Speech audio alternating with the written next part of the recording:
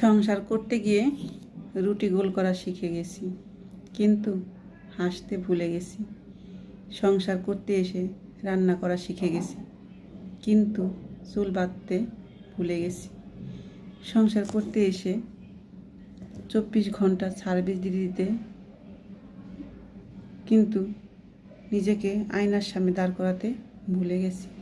সংসার করতে এসে সবার খেয়াল করতে শিখে গেছি, কিন্তু নিজের খেয়াল রাখতে ভুলে গেছি।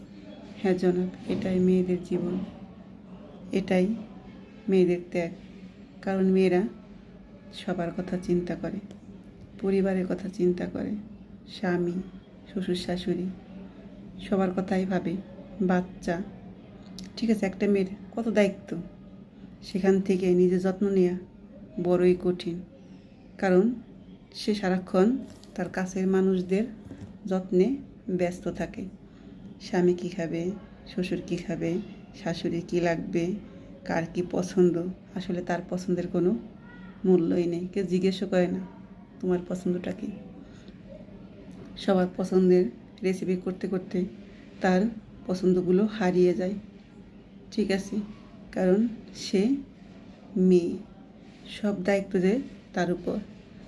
পুরুষ তো বাজার করে এনে দিয়েই শেষ, সব দায়িত্ব থাকে সেই মেয়েটার উপর। ঠিক আছে, সংসারে সবার উপর খেয়াল রাখে সেই বাড়ির বউটা, সব দায়িত্ব সেই বউটার উপরেই থাকে।